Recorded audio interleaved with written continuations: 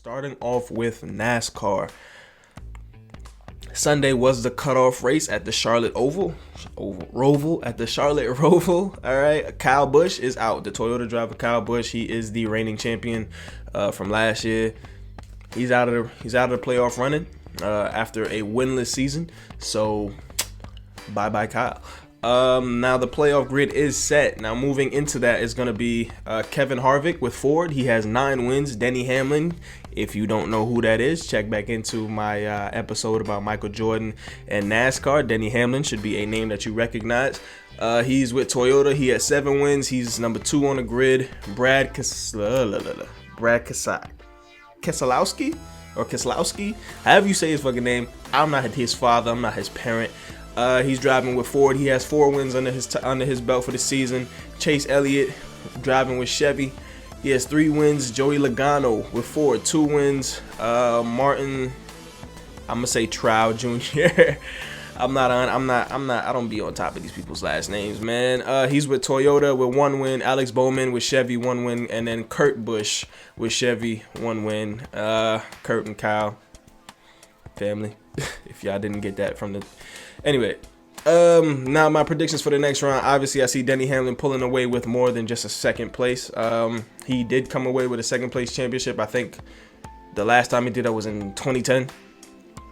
He has been able to stay in pretty high ranking and pretty high standings, but I expect him to go further in this one. I'm just talking about the next round, not the overall season, but I do expect him to actually pull off and be able to finish off the entirety of the season. So expect him to do well in the next round.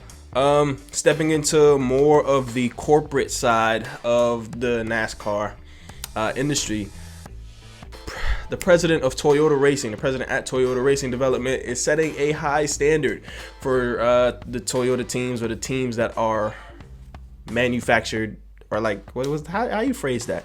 The teams that are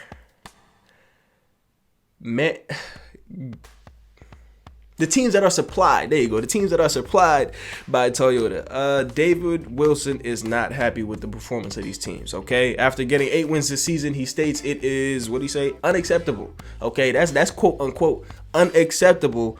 Okay, and they should have way more wins. Now, Denny Hamlin has 7 wins on this season already, and I think they just had another win recently. Oh no, Denny Hamlin had the recent win. But they have 8 wins for the entirety of the season. Denny Hamlin has 7. Okay, the other guy is Martin Truex, whatever, Jr. Martin Jr. All right, that's just gonna be his name. He has the other win with Toyota. So, I mean, they're second in the win status. You know what I'm saying? Ford has 17 wins and Toyota only has 8, but Toyota is in second place for the number of wins. Ford has been completely dominating not just Toyota, but every other manufacturer within the NASCAR series. So it's only right, or it's only, I don't see what the big major deal is. Obviously, everyone wants their team to be in number 1. Everyone wants to have that number 1 win, and everyone wants to be a champion. But Ford is kicking your ass. Step your game up, but for the most part, you're doing pretty fucking well. I don't see why he had to go and say that the shit was quote unquote unacceptable.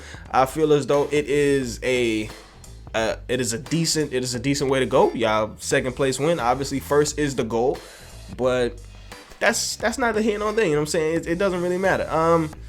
But David Wilson believes that Toyota should win the next 5 races. Yeah, okay.